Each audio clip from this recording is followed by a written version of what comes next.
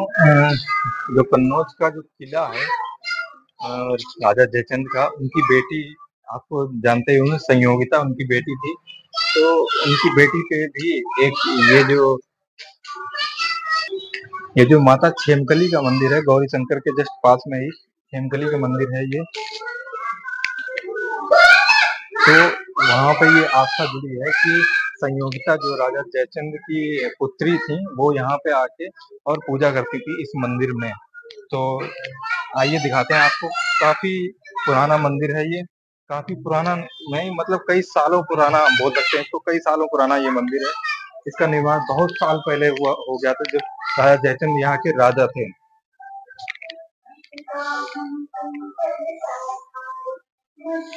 ये वो मंदिर है माता खेमकली का, जहाँ जो राजकुमारी थी राजा जयचंद की पुत्री, वो यहाँ पे आके नित्य पूजा करती थी। और आपने देखा होगा, एक चीज आप कभी नोटिस करना, जो भी मंदिर होगा उसकी गुम्मद जरूर होगी। मंदिर के ऊपर जो गुम्मद होती है, पर ये पहला, दुनिया में तो पहला ऐसा मंदिर है जिसके ऊपर गुम्मद नहीं बनाई गई है। ये देखिए, इसके ऊपर गुम्मद नहीं बनाई गई, सिर्फ ऊपर ऐसा काट दिया गया। ये देखिए आप, खुला है। जय माता दी। ये देखिए, ये मंदिर गुम्बद नहीं है, इसमें पटा हुआ है। ये देखिए आप, वो दिख रहा है इसके ऊपर, ये पटा हुआ है। यहाँ जो पंडित लोग हैं, ये अभी झाड़ू लगा रहे हैं, यहाँ पे कार्यकर्ता हैं ये भी। तो यहाँ के लोग बताते हैं कि अगर ये मंदिर में गुम्बद बना दी जाए तो ये अपने आप रातों रात ये गुम्बद गिर जाती है। इसका ये मानना है। जैसे आप देख रहे हैं, इस मंदिर की गुम्बद बनी हुई है ऊपर, वैसे इस मंदिर की गुम्बद नहीं बनी है। ये देखिए, ये सिर्फ मंदिर खुले में ही रखा गया है। और यहाँ की स्थानीय जो बाबा जी हैं, पंडित जी, ये बताते हैं कि यहाँ पे कई बार गुम्बद बनाई गई, पर ये रातों रात गिर जाती है। ये खुले में, ये अब कोई आस्था है, माता रानी का चमत्कार है यहाँ पे। तो बहुत ही कई सालों पुराना यहाँ से इतिहास हमारा जुड़ा हुआ है, जो खेमकली मंदिर है। और बहुत ही पुराना मंदिर है ये। एक बार पंडित जी से मिलके एक बार बात करने की कोशिश करते हैं।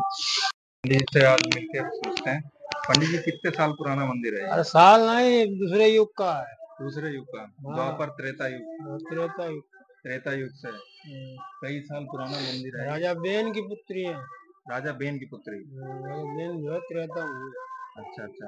तो ये एक चीज बताइए, इसमें हर मंदिर में गुम्बद बनी होती है, इसमें गुम्बद क्यों नहीं है? गुम्बद जो है बनवाने की कोशिश की लोगों ने, हाँ। तो वो जो है सपना देती गुम्बद में बनाओ।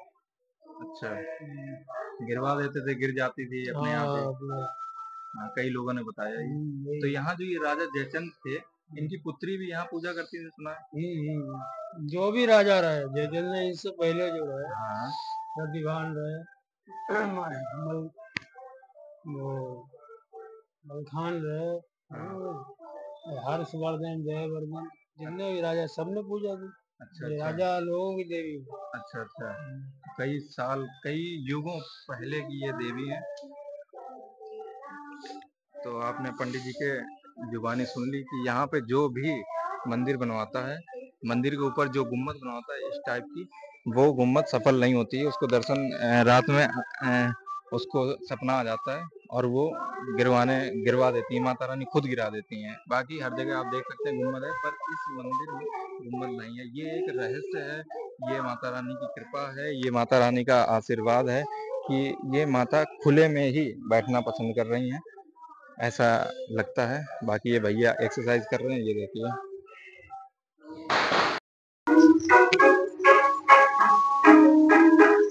तो आपने देखा, हमारे इतिहास नगरी में कई ऐसे राज, कई ऐसे चीजें दफन हैं जो कई लोगों को पता ही नहीं है, इसका अनुमान ही नहीं है कई लोगों को। कई लोग आते हैं घूमने, पर जो मेन चीजें हैं वो लोग घूमते नहीं हैं।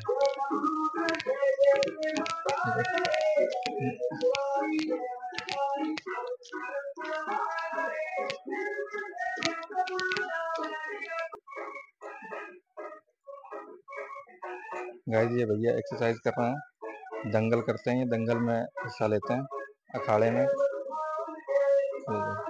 एक भैया अंदर हैं, वो एक्सरसाइज कर रहे हैं। एक ही है बाहुबली, एकदम ये देसी बॉडी है, बिना नॉन वेज वाली, देसी एक्सरसाइज वाली, सिर्फ डिप्सों वाली। तो अब हम चलते हैं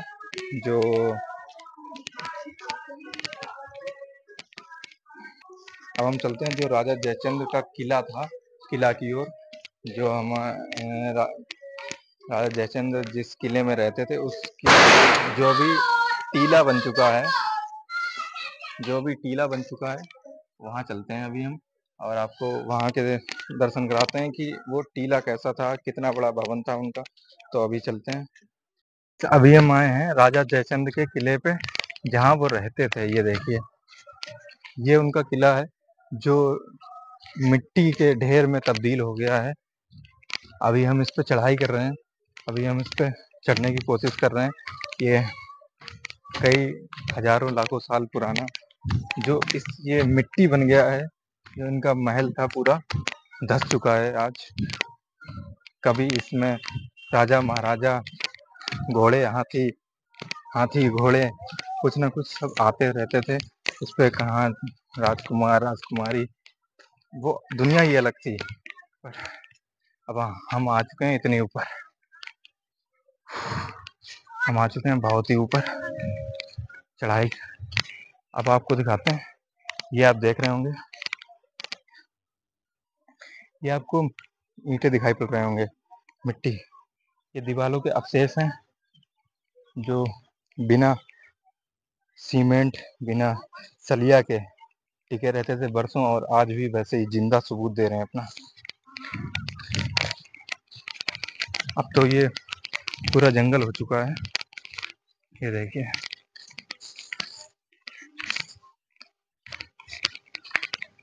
जितना एरिया आप देख रहे हैं, जहाँ तक, ये पूरा उनका महल था।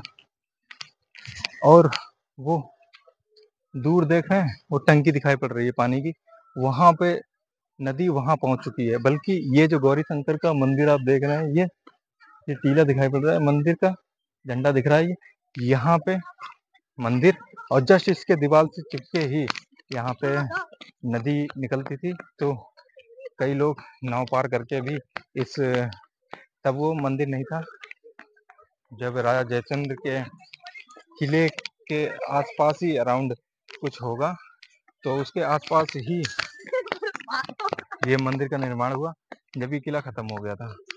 तो माता छेमकली जो है, उनकी पूजा राजा जयचंद्र की बेटी करती थी। अभी आपको ये कहानी नहीं पता होगी कि पृथ्वीराज चौहान का भी इस जो टीला है इनका, इससे जुड़ी हुई है। जो संयोगिता है राजा जयचंद्र से, संयोगिता से, जो रानी संयोगिता या राजकुमारी संयोगिता है, उनसे जुड़ा हुआ है। पृथ्वीराज चौहान का, जो दिल्ली के मुगल शासक थे, दिल्ली के सबसे बड़े शासक थे, उनसे जुड़ा हुआ है इनका। अभी कहानी आपको बताते हैं कि कहानी ये है कि एक बार शादी का प्रोग्राम था, जो संयोगिता, जो इनकी हैं पुत्री, उनका विवाह इन्होंने तय किया। तो हर एक शासक, हर एक राजा, हर एक राजकुमार को बुलाया गया हर जगह से। पर दिल्ली के शासक जो दिल्ली के शासक जो पृथ्वीराज चौहान थे, उनको राजा जयचंद्र ने नहीं बुलवाया था, ना ही कोई पत्र भेजा था बुलाने के लिए। तो ये बात उनको बहुत ही खराब लगी। जैसे अपने रिलेशन में ही अपने किसी जो हमारे घर का है उसको कार्ड ना दें, तो उसे बहुत खराब लगता है, उसको फील होता है, ये हर्ट होती है चीज। तो वैसे ही वो राजा पृथ्वीराज चौहान को भी वो चीज हर्ट हुई, और उन्होंने जो राजकुमारी है, इनको अगवा कर लिया, मतलब अपहरण कर लिया, इनको उठा के ले गए। और फिर उसके बाद लड़ाई भी हुई। तो राजकुमारी को पता था कि हमारे पिताजी जो राजा जयचंद्र हैं, उनके पास बहुत सारे सैनिक, और वो प्रबल थे, जो शासक थे कन्नौज के शासक, कान्यकुब्ज के, वो प्रबल शासक थे। उन्हें पता था कि हमने छुड़ा लेंगे। पर उनने ये सोचा कि जो इतनी गुस्ताखी कर सकता है, हमें घर से उठवा सकता है, तो वो मामूली सी बात है कि वो आम आदमी नहीं होगा। तो राजकुमारी ने ये चीज उनको पसंद आई, उनको पसंद आई राजकुमारी को कि ये ऐसा भी कर सकते हैं, मतलब इनके पास भी बैकग्राउंड होगा, इनके पास बैकअप होगा, इनके पास पावर होगी। तो उन्हें जो पृथ्वीराज चौहान हैं उनको राजकुमारी पसंद करने लगी, मन ही मन में इनको पति भी मान लिया। और कहा जाता है कि ये जो राजा जयचंद हैं इनके जो घर के बाहर जो सैनिक लगाए जाते हैं, मतलब दरबान के रूप में। तो गाइस ये टीले से ये कन्नौज का जो नज़ारा है वो ये है। शाम भी हो आई है, लोग वीडियो बना रहे हैं।